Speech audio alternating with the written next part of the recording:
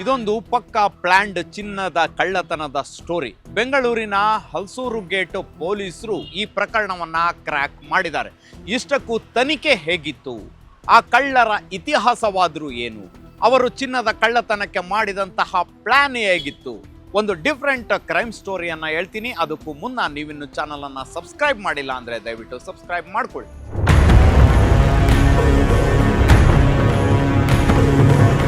ಖುದ್ದು ಪೊಲೀಸರೇ ಬೆಚ್ಚಿ ಬಿದ್ದಂತಹ ಪ್ರಕರಣ. ಪೊಲೀಸರು ಈ ಪ್ರಕರಣದ ತನಿಖೆ ಮಾಡೋಕೆ ಪಟ್ಟ ಪಾಡು ಕೂಡ ಅಷ್ಟಿಷ್ಟಲ್ಲ. ಇಷ್ಟಕ್ಕೂ ಏನಿದು ಪ್ರಕರಣ ಅಂತ ನೋಡಿದ್ರೆ ಅದೊಂದು ಚಿನ್ನದ ಕಳವು ಪ್ರಕರಣ. ಅಂದ ಹಾಗೆ ಒಬ್ಬನ ಹೆಸರು ನಾಗರಾಜ ಅಲಿಯಾಸ್ RX ನಾಗ, ಮತ್ತೊಬ್ಬನ ಹೆಸರು ಅರ್ಜುನ್ ಅಲಿಯಾಸ್ ರೋಲೆಕ್ಸ್, ಇನ್ನೊಬ್ಬನ ಹೆಸರು ರಾಕೇಶ್ ಅಲಿಯಾಸ್ ರಾಕ್.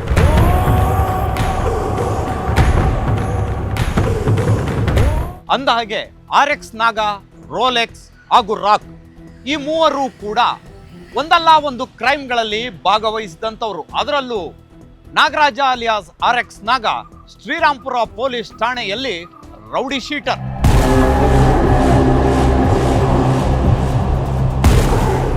ಅಂದಾಗೆ ಈ ಮೂವರು ಸಣ್ಣ ಪುಟ್ಟ ಕಳ್ಳತನ ಮಾಡಿಕೊಂಡು ಇದರ ಜೊತೆಗೆ ಹಗಲು ಹೊತ್ತಿನಲ್ಲಿ ಶೌಚಾಲಯಗಳನ್ನ ತೊಳೆಯುವಂತಹ ಕೆಲಸವನ್ನ ಮಾಡ್ತಾ ಇದ್ರು. ಬೆಂಗಳೂರಿನ ನಗರಪೇಟೆ, ಚಿಕ್ಕಪೇಟೆ ಸೇರಿದಂತೆ ಹಲವೆಡೆ ಶೌಚಾಲಯಗಳನ್ನ ಕ್ಲೀನ್ ಮಾಡಿಕೊಂಡು ಜೀವನ ಮಾಡುವಂತಹ ಕೆಲಸವನ್ನ ಮಾಡ್ತಾ ಇದ್ರು. ಆದ್ರೆ ಇವರಿಗಿದ್ದಂತಹ ದುಶ್ಚಟಗಳಿಗೆ ದುಡ್ಡು ಸಾಕಾಗ್ತಿರ್ಲಿಲ್ಲ. ಸೊ ಹೀಗಾಗಿ ಅವರೊಂದು ಪ್ಲಾನ್ ಮಾಡ್ತಾರೆ. ಆ ಪ್ಲಾನ್ನಂತೆಯೇ ಚಿನ್ನದ ಅಂಗಡಿಗಳಲ್ಲಿ ವಾಶ್ ಬೇಸಿನ್ ಹಾಗೂ ಏನು ಬಾತ್ರೂಮ್ನಿಂದ ಬರುವಂತಹ ನೀರನ್ನ ಶೇಖರಣೆ ಮಾಡಿಕೊಂಡು ಅದರಲ್ಲಿ ಚಿನ್ನ ಹುಡುಕುವಂತಹ ಕೆಲಸವನ್ನ ಮಾಡ್ತಾರೆ.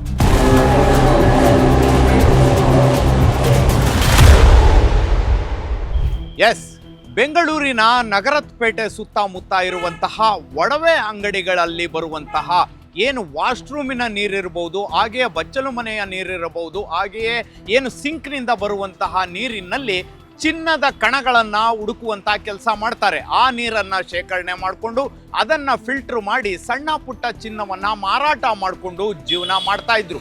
ಸೊ ಮತ್ತೊಂದು ಹಗಲೊತ್ತಿನಲ್ಲಿ ಈ ಕೆಲಸ ಮಾಡ್ತಾ ಇದ್ರೆ ರಾತ್ರಿ ಹೊತ್ತು ಅಲ್ಲಿ ಇಲ್ಲಿ ಸಣ್ಣ ಪುಟ್ಟ ಕಳ್ಳತನಗಳನ್ನ ಮಾಡುವಂಥದ್ದು, ಕಬ್ಬಿಣವನ್ನ ಕದಿಯುವಂಥದ್ದು, ಈ ರೀತಿಯ ಕೆಲಸವನ್ನ ಮಾಡ್ತಾ ಇದ್ರು. ಎಷ್ಟು ದಿನ ನಾವು ಇದೇ ರೀತಿ ಸಣ್ಣ ಪುಟ್ಟ ಅಮೌಂಟ್ ಅನ್ನ ತೆಗೆದುಕೊಂಡ್ರೆ ಇದು ನಮ್ಮ ದುಶ್ಚಟಗಳಿಗೆ ಸಾಲೋದಿಲ್ಲ. ಹೀಗಾಗಿ ನಾವೊಂದು ದೊಡ್ಡ ಪ್ಲಾನ್ ಮಾಡಬೇಕು ಅಂತ ಹೇಳಿ ಈ ಗ್ಯಾಂಗಿನ ಲೀಡರ್ ಆದಂತಹ ಶ್ರೀರಾಂಪುರ ಠಾಣೆಯ rowdy sheeter Nagaraja alias RX Naga ಒಂದು ಪ್ಲಾನ್ ಮಾಡ್ತಾನೆ.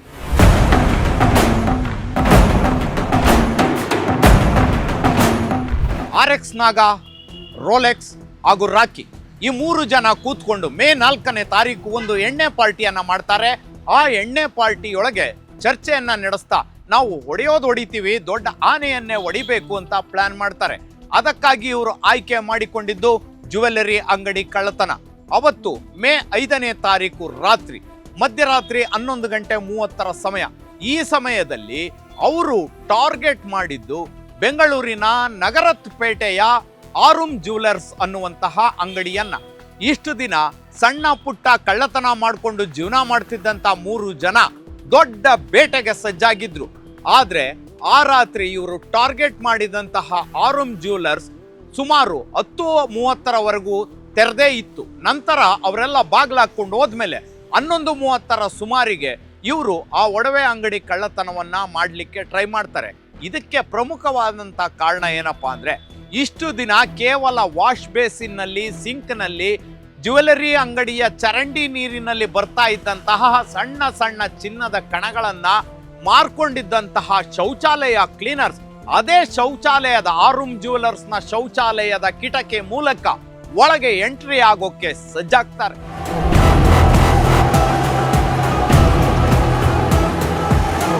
ಶ್ರೀರಾಂಪುರ ಠಾಣೆಯ ರೌಡಿ ಶೀಟರ್ ಆಗಿದ್ದಂತಹ ನಾಗರಾಜ ಅಲಿಯಾಸ್ RX ನಾಗ, ಹಾಗೆಯೇ ತನ್ನ ಶಿಷ್ಯಂದಿರಾದಂತಹ ಅರ್ಜುನ ಅಲಿಯಾಸ್ ರೋಲೆಕ್ಸ್ ಹಾಗೂ ರಾಕೇಶ್ ಅಲಿಯಾಸ್ ರಾಕಿ ಈ ಮೂವರನ್ನು ತನ್ನ ಪ್ಲಾನ್ ನಂತೆಯೇ ಒಡವೆ ಅಂಗಡಿ ಕಳ್ಳತನಕ್ಕೆ ಅಂತ ಪ್ಲಾನ್ ಮಾಡಿಕೊಂಡು ಕರ್ಕೊಂಡು ಹೋಗ್ತಾನೆ. ಆ ದಿನ ರಾತ್ರಿ ಕರೆಕ್ಟ್ ಆಗಿ 11:30 ಆರುಮ್ ಜ್ಯುವೆಲರ್ಸ್ ನ ಶೌಚಾಲಯದ ಕಿಟಕಿ ಮೂಲಕ ಈ ಮೂವರು ಒಳಗೆ ಇಳಿತಾರೆ.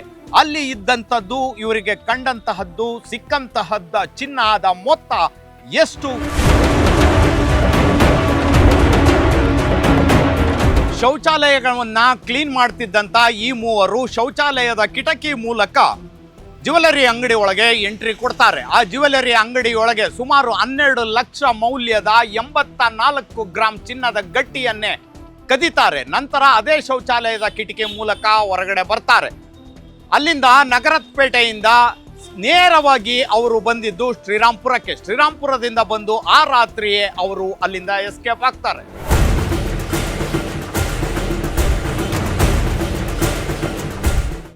ಮೇ 6ನೇ ತಾರೀಕು ಬೆಳಗ್ಗೆ 10 ಗಂಟೆ ಸಮಯ. 10 ಗಂಟೆ ಸಮಯದಲ್ಲಿ ಆರುಮ್ ಜ್ಯುವೆಲರ್ಸ್ನ ಅಂಗಡಿ ಬಾಗಿಲು ತೆಗೆದಂಥ ಮಾಲೀಕರಿಗೆ ಶಾಕ್ ಕಾದಿತ್ತು. ಯಾಕಂದ್ರೆ ಅಲ್ಲಿ ಸುಮಾರು 12 ಲಕ್ಷ ಮೌಲ್ಯದ 84 ಗ್ರಾಂ ಚಿನ್ನದ ಗಟ್ಟಿ ಕಾಣೆಯಾಗಿತ್ತು.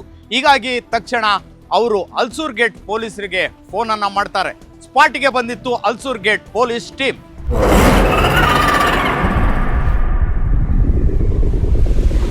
ನಗರಪೇಟೆಯಲ್ಲಿರುವಂತಹ ಆರುಮ್ ಜ್ಯುವೆಲರ್ಸ್ನಲ್ಲಿ ಕಳ್ಳತನವಾಗಿದೆ ಅನ್ನುವಂತಹ ಸುದ್ದಿ ಗೊತ್ತಾಗುತ್ತಲೇ ಸ್ಪಾಟಿಗೆ ಬಂದಿದ್ರು ಅಲ್ಸೂರ್ ಗೇಟ್ ಪೊಲೀಸ್ ಟೀಮ್. ಸ್ಪಾಟಿಗೆ ಬಂದು ಪರಿಶೀಲನೆಯನ್ನ ನಡೆಸಿದ್ರು.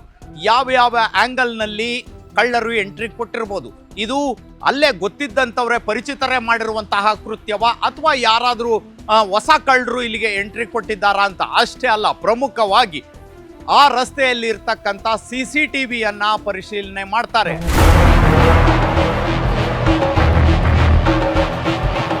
CCTVಯಲ್ಲಿ ಕಂಡಂತಹ ಈ ಇಬ್ಬರು ಯಾರು, ಇವರು ಇಲ್ಲಿ ಇದ್ದು ಏನ್ ಮಾಡ್ತಾ ಇದ್ರು, ಇವರ ಹಿನ್ನೆಲೆ ಏನು ಅಂತ ತನಿಖೆಗೆ ಇಳಿದಂತ ಪೊಲೀಸರಿಗೆ ಇವರು ಬೆಂಗಳೂರಿನ ನಗರಪೇಟೆ ಸುತ್ತಮುತ್ತ ಶೌಚಾಲಯಗಳನ್ನ ಕ್ಲೀನ್ ಮಾಡ್ತಾರೆ. ಇವರು ಬೇಸಿಕಲಿ ಫ್ರಮ್ ಬೆಂಗಳೂರಿನ ಶ್ರೀರಾಂಪುರದ ಪೊಲೀಸ್ ಠಾಣಾ ವ್ಯಾಪ್ತಿಯಲ್ಲಿ ಇರ್ತಕ್ಕಂಥವ್ರು.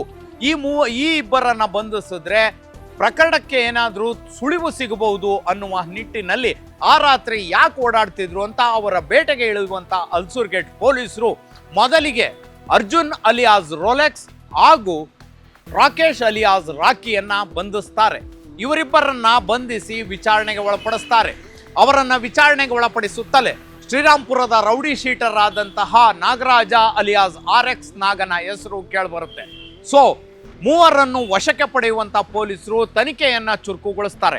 ಆಗ್ಲೇ ನೋಡಿ ಜ್ಯುವೆಲರಿ ಅಂಗಡಿಯ ಕಳ್ಳತನಕ್ಕೆ ಯಾವ ರೀತಿ ಪ್ಲಾನ್ ಹಾಕಿದ್ರು, ಜ್ಯುವೆಲರಿ ಅಂಗಡಿಯನ್ನ ಒಡೆಯುವ ಉದ್ದೇಶ ಯಾಕೆ ಬಂತು ಅಂತ ಪೊಲೀಸರು ಅವರನ್ನ ವಿಚಾರಣೆಗೆ ಒಳಪಡಿಸುತ್ತಲೇ ಅವರು ಒಂದೊಂದೇ ಸತ್ಯಗಳನ್ನ ಬಾಯ್ಬಿಡ್ತಾರೆ.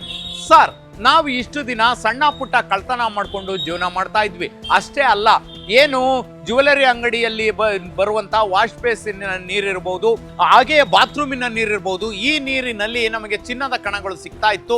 ಇದನ್ನ ತೆಗೆದುಕೊಂಡು ಹೋಗಿ ಫಿಲ್ಟರ್ ಮಾಡ್ತಾ ಇದ್ವಿ. ಫಿಲ್ಟರ್ ಮಾಡಿಬಿಟ್ಟು ಮಾರಾಟ ಮಾಡಿದ್ರೆ ಸಣ್ಣ ಪುಟ್ಟ ಅಮೌಂಟ್ ಸಿಗ್ತಾ ಇತ್ತು. ಸೊ ಹೀಗಾಗಿ ನಾವು ದೊಡ್ಡ ಬೇಟೆಗೆ ಸಂಚು ರೂಪಿಸಿದ್ವಿ.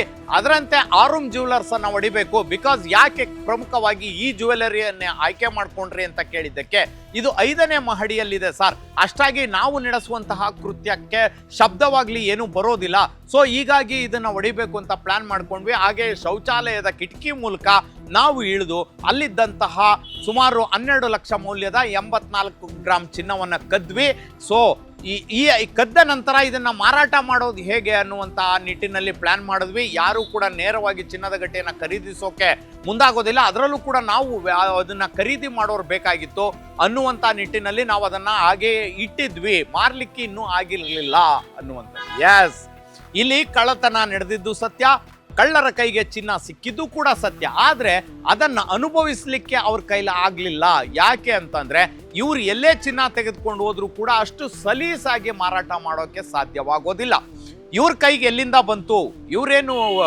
ಇವರು 12 ಲಕ್ಷ ಮೌಲ್ಯದ ಇಷ್ಟು ಚಿನ್ನವನ್ನ ಇಟ್ಕೊಳ್ಳೋಕೆ ಹೇಗೆ ಸಾಧ್ಯ ಅಂದ್ರೆ ಇವರೆಲ್ಲೋ ಕಳ್ಳತನ ಮಾಡಿರೋ ಮಾಲನ್ನ ಮಾರೋದು ಅಷ್ಟು ಸುಲಭವಾಗಿರೋದಿಲ್ಲ. ಸೊ ಹೀಗಾಗಿ ಸದ್ಯ ಪ್ರಕರಣ ದಾಖಲಿಸಿಕೊಂಡಿರೋ ಪೊಲೀಸರು 3 ಆರೋಪಿಗಳನ್ನ ಬಂಧಿಸಿ ಪರಪ್ಪನಗ್ರಹಾರ ಜೈಲಿಗೆ ಕಳಿಸಿದ್ದಾರೆ.